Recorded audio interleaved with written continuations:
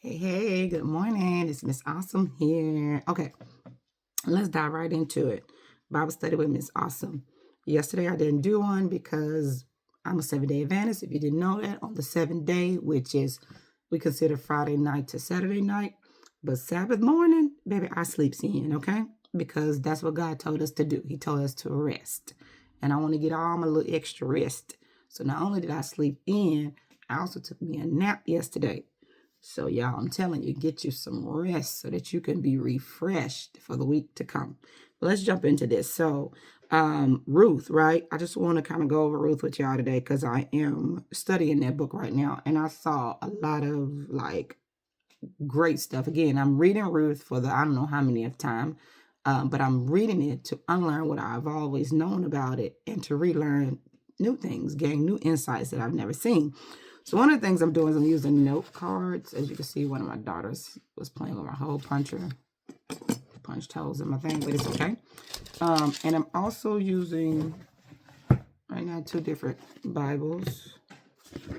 But what's interesting is they both are the same version. I just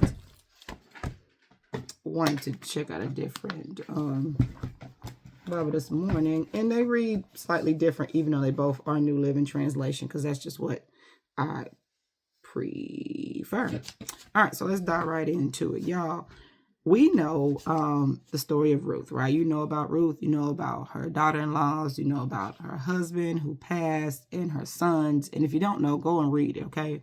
Really short book. And right now I'm just taking this thing chapter by chapter. So we're only going to talk about chapter 1 today. But one of the things that I got from it today, right, which was, I was like, wow. I was really like, wow. It was a wow moment for me. And it was like, don't let life make you bitter, okay?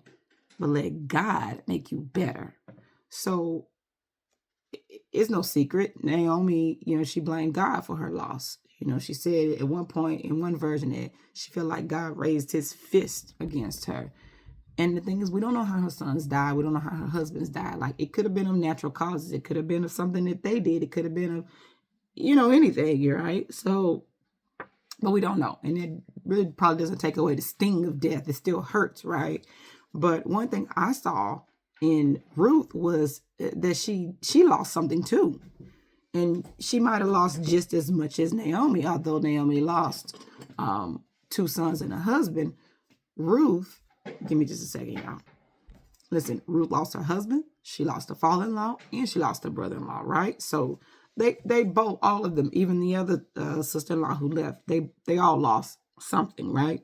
But just looking at chapter 1, I see that Ruth didn't allow it to make her bitter.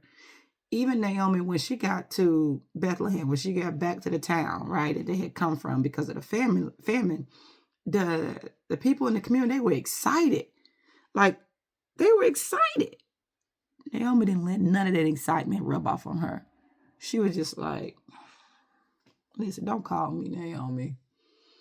Told them to call her bitterness, pretty much, because that's what the name meant. It meant bitterness. And I was just like, wow. She wasn't even affected at all by the town's excitement of her return. It didn't say a few people. It didn't say, her friends or her family. It said the community. So imagine I live in Florida. I'm from Alabama. And I go back to Alabama, Huntsville, Alabama, Madison, Alabama. And the whole community, I don't even know everybody in the community. He's excited I'm back. I should be a little happy, right? No. Girlfriend stood up there and gave a speech, was like, But I love that Ruth did not allow it to affect her at all. I wrote down here, Ruth, although the Bible doesn't say it like this, but you can see it. This is what I love about unlearning Ruth to relearn it. She saw the blessings ahead. She didn't know anything about Boaz and the fields and getting married, but she knew something about this God, even though God had taken her husband and her brother-in-law and her father-in-law. Because she told Naomi, listen, may God curse me. If anything separates us other than death, go back and read it. It's all in chapter 1, y'all. It's all in chapter 1. And I love how Ruth just did not allow the bitterness of life to affect her. Because, y'all, we can. We can. It's life. That's just part of life. If we don't have a clear definition or understanding about how life works, then we need to get with. It's going to do this. Okay? But yes, God is all powerful, all knowing, and he can change this and he can do that. But we should never get to a point where we blame him, right? Like, it makes me wonder though. Like, I mean, we all have blamed God for stuff. We all, because the thing is, as a Christian, you know God has the power to, man, come on. Lazarus, the one with the issue of blood, bringing a little girl back, Jesus bringing a little girl back that was dead. Like, there is blessing and miracle after miracle after miracle. Yeah, you got a family member who died of cancer, and you're like, God, all you had to do was touch him. Or you yourself got this terminal illness. God, all you got to do is touch me. Your kid, your husband, your wife, whatever the case may be. So I get and I see how and why Naomi blamed God. But y'all, we got to stop as Christians. Like, Ruth wasn't even like a real, like a Christian for real. She just married a man from the chosen people, I guess, the Israelites. Because you remember Ruth, Naomi said, go back to your family, go back to your gods. No, she was like, doing that. She already knew, baby, that's not where it's at. Guess what? People die over there too. And they don't get better. They get real bitter, right? So I love the fact that, Ruth suffered a loss. She did. But the loyalty she showed because of that loss, the love that she gave. What do you do when you lose something? Are you a Naomi or are you a Ruth? You choose.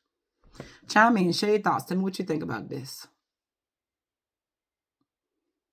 There have been so many times in my life where things just didn't go the way I wanted them to go. And I got bitter. But praise God.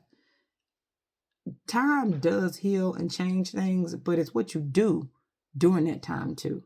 Quick story, and I'm going to get off of here. We moved to Florida. It'll be 2 years in July. Matter of fact, I believe August the 1st. And it was a bitter move for me, y'all. I didn't want to come. I did not. Nothing was perfect in Alabama, but everything was a lot better than what it is even right now. And I allowed the bitterness of that move to affect me to the point where I got depressed. Like depressed. I got 3 small daughters at the time. I mean, they're still small. My husband is still like freshly recovering from a stroke, and I'm all in my feels. But let me tell you something. God is so good. Because even though I was bitter and I was depressed, I didn't stay there. I fought it as much as I could. And I had a, what do you call it, counselor. I went to my doctor.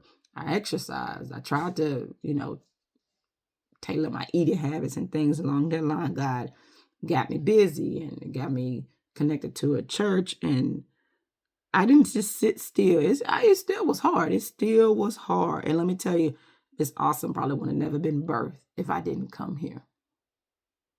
And I love that girl. If y'all don't, you better get to know her.